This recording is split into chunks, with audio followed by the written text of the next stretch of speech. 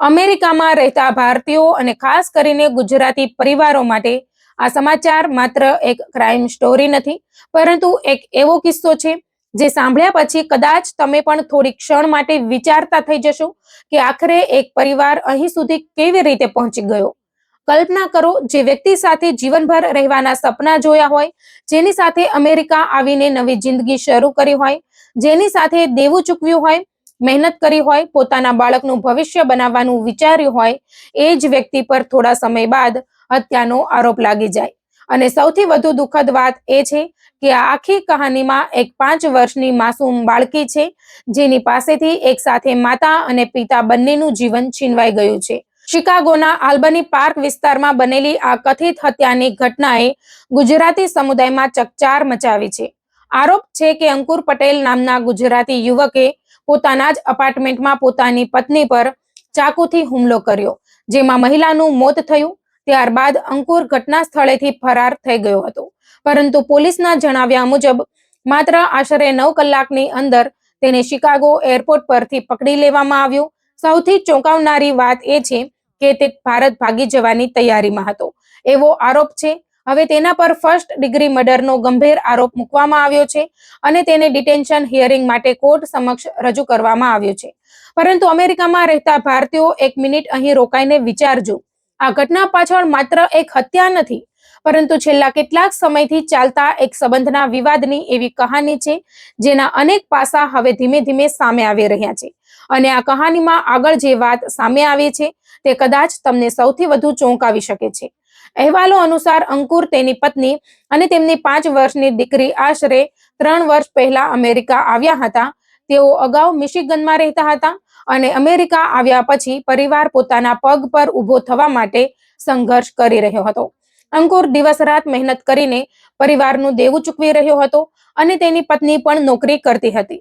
એટલે શરૂઆતમાં આ પરિવાર પણ બીજા અનેક ભારતીય પરિવારોની જેમ અમેરિકામાં મહેનત કરીને સારું ભવિષ્ય બનાવવાનું સપનું લઈને આવ્યો હતો. બંનેએ એકબીજાના નામના ટેટુ પણ કરાવ્યા હતા, એટલે સંબંધમાં ક્યારેક ખૂબ જ નજીકપણું હતું તેવું પણ કહેવાય છે. પરંતુ પછી આ સંબંધમાં એવી તિરાડ પડી કે આખરે વાત કથિત હત્યા સુધી પહોંચી ગઈ.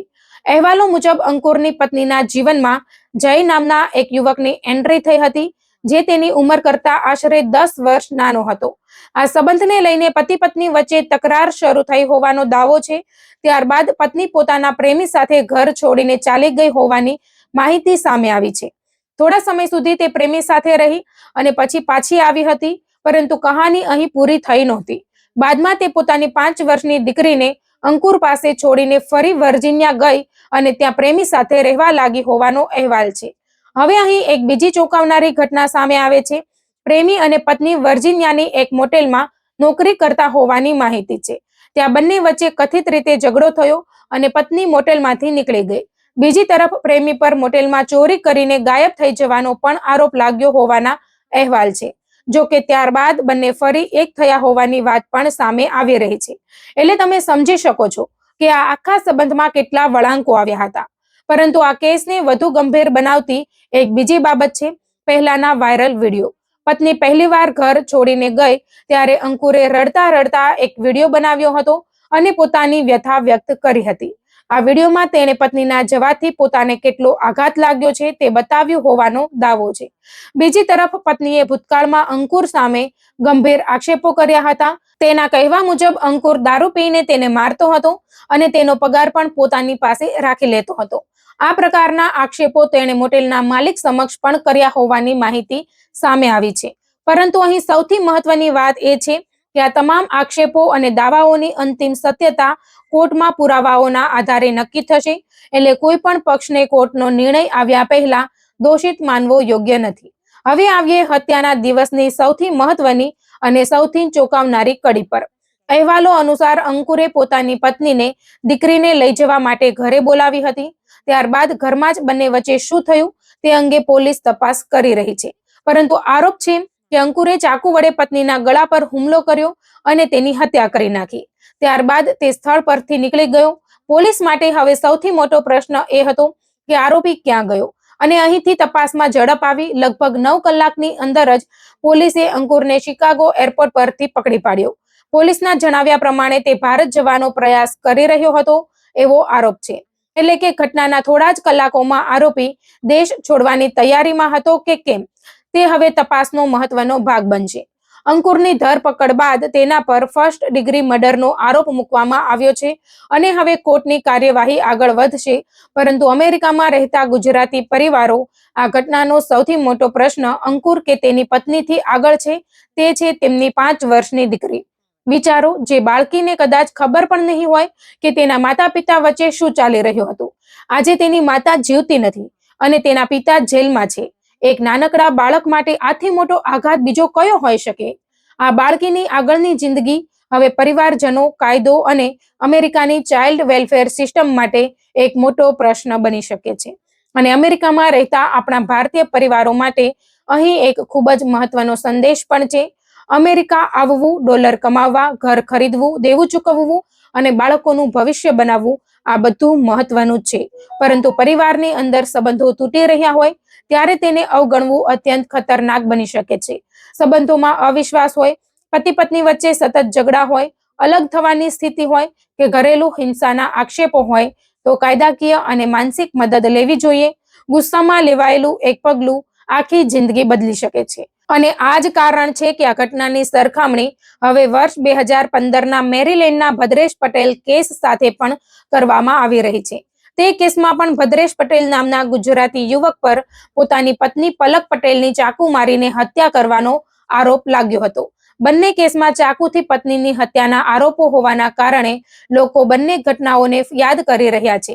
પરંતુ બંને કેસની પરિસ્થિતિ અલગ છે. ભદ્રેશ પટેલ પર પત્નીની હત્યા કરવાનો આરોપ લાગ્યા બાદ તે વર્ષોથી ફરાર છે અને તેને FBI મોસ્ટ વોન્ટેડ યાદીમાં સ્થાન મળ્યું હતું. જ્યારે અંકુર પટેલ આ કેસમાં ઝડપથી પોલીસની પકડમાં આવી ગયો છે. પરંતુ આ બંને ઘટનાઓમાંથી એક ગંભીર સવાલ જરૂર ઊભો થાય છે. આખરે કોઈ પરિવારના સંબંધો એવી કઈ સ્થિતિ સુધી પહોંચી જાય છે કે પ્રેમ, લગ્ન અને પરિવારની જગ્યાએ હિંસા આવી જાય? અમેરિકામાં રહેતા ભારતીયો અને ખાસ કરીને ગુજરાતીઓ માટે આ વાત સમજવી જરૂરી છે કે વિદેશમાં રહેતા સમયે પરિવાર પર આર્થિક દબાણ, કામનો તણાવ, ઇમિગ્રેશનની ચિંતા, એકલતા અને સંબંધોમાં થતા મતભેદો ઘણી વખત ભારતમાં રહેતા પરિવાર કરતા અલગ રીતે અસર કરે છે. પરંતુ કોઈ પણ સમસ્યાનો ઉકેલ હિંસા નથી. જો સંબંધમાં ગંભીર સમસ્યા હોય તો કાયદેસર અલગ થવું શક્ય છે. કાઉન્સેલિંગ લઈ શકાય છે, પોલીસ અથવા સંબંધિત સંસ્થાઓની મદદ લઈ શકાય છે. પરંતુ ગુસ્સામાં લેવાયેલું એક ખોટું પગલું માત્ર 2 વ્યક્તિઓનું નહીં, આખા પરિવારનું જીવન બરબાદ કરી શકે છે. અંકુર પટેલ સામેના આરોપો અંગે હવે કોર્ટમાં આગળની કાર્યવાહી થશે અને તપાસ દરમિયાન હત્યાનું સાચું કારણ, ઘટનાક્રમ અને અન્ય તમામ દાવાઓ અંગે વધુ વિગતો સામે આવી શકે છે. પરંતુ અત્યારે આ ઘટનાની સૌથી દુઃખદ તસવીર એ 5 વર્ષની બાળકીની છે, જે કદાચ ક્યારેય સમજી પણ નહીં શકે કે તેના પરિવાર સાથે આવું કેમ થયું. એક તરફ માતા હવે દુનિયામાં નથી અને બીજી તરફ પિતા ગંભીર હત્યાના આરોપમાં જેલમાં છે. અમેરિકામાં પોતાનું ભવિષ્ય બનાવવાનું સપનું લઈને આવેલા એક પરિવારની કહાની અહીં આવીને અટકી ગઈ છે. એટલે અમેરિકામાં રહેતા મારા તમામ ભારતીય અને ગુજરાતી ભાઈ બહેનોને માત્ર એટલું જ કહેવું છે, પૈસા કમાવવા જરૂરી છે, સફળતા મેળવવી જરૂરી છે, પરંતુ પરિવાર, સંબંધો અને માનસિક શાંતિ તેની કરતાં પણ વધુ કિંમતી છે. કારણ કે એકવાર જીવનમાં કોઈ અતિરેક પગલું ભરાઈ જાય પછી ન તો ડોલર પાછા આવે છે, ન સંબંધો પાછા આવે છે અને ના તો ગુમાવેલું જીવન પાછું આવે છે. આ કેસમાં કાયદો પોતાનું કામ કરશે. આરોપો સાચા છે કે નહીં તે કોર્ટ નક્કી કરશે. પરંતુ એક માસૂમ બાળકનું બાળપણ જે રીતે બદલાઈ ગયું છે તે હકીકત કદાચ આ સમગ્ર ઘટનાનો સૌથી મોટો અને સૌથી દર્દનાક સવાલ બનીને રહેશે.